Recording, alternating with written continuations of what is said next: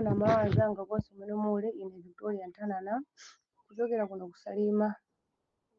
Ndimafuna ndayankhe abambo yawo. Bakili muluzi tu chimene anabwerera ku Malawi kuno ndikudzawononga. Chifukwa iye uja ndi amene anagulitsa makampani ambiri amuno m'Malawi. Ndipo makampani amene anabweretsa kamuzu omanga kamuzu iye uja Bakili Muluzi ndi amene anagulitsa. Bakili Muluzi sanabwere kufuna kudzakonza Malawi ayi koma kudzawononga. Penanso ndi apa pamene iye uja atatenga ngongole kwa Bingu Mutharika 1 biliyoni ndi imene adagulitsira dziko lino. Moto umene tikuona lero uwu odzera kwa alomwe awa tikupeza chifukwa cha Bakili Muluzi. Achikhaza kuti Bakili Muluzi sanaligulitse dziko lino ndithu Malawi sipano bwezi panopa tikusankhana milundu imene zikukhaliramo. Tokha ndithu kuphulitsana njwera za moto. Tikuphulitsana njwera za moto kudzera mwa Bakili Muluzi. Ndipo Bakili Muluzi ndiye munthu woyambirira okapsa moto. Ndipo Yehova achikhana kuti amatha kulanga pansipo mpano oyambirira kumulanga nene amulange Bakili Muluzi. Komanso Yehova ndi umboni kuti amalanga pansipo mpano.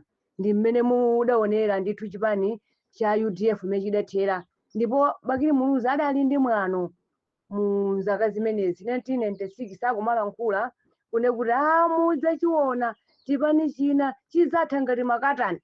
Koma ndikukhulupirira lero inu Amalawi ambiri mudaona kapena mukuona mmene chinathera chipani cha UDF.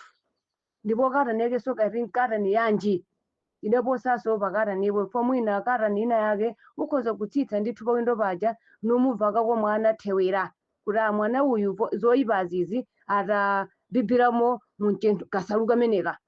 Komano katani ya Bakili Muluzi kati katani yanji. Bakili Muluzi ndithu ndi amene adaonetsa ndithu kapena amene adabweretsa chisokonezo mu dziko lino la Malawi. Amadzitenge okhala munthu wanzeru kwambiri mpamene ndi chimunthu chimbutuma chitsiru udokotala wautenga chifukwa chone kuti kaya mankhwala amene amadziwa ambuye wake akapoloma iye uja kumutcha kuti dokotala Bakili Muluzi. Koma ayi ndithu ndi mbutuma ya 304 yeniyeni ija. Ndiye Amalawi tili pano kulira tikulira apa chifukwa cha Bakili Muluzi. Ndiye leronso tiyeni popita Bingu Mutharika nkusiya uyu kati ati ndi m'bale wake nkulukuta moyo komadi apa ndi akuti kulukuta.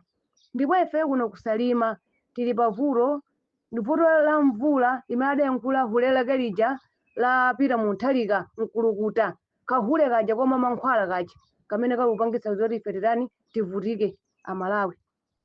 Ndithu timati nkuyankheni motero motudala Bakili Muluzi sanabweretse chitukuko chilichonse. Zonse zimene tikuzionazi nzamali Congress Party. Ndipo nyimbo ije sutisoka pano ali kuphonya kwina kulikonse zonse zimene ndi za Malawi Congress china chilichonse nchamalawi Congress ndipo ndizionadi. Ndithu timati nkuyankheni motero motudala.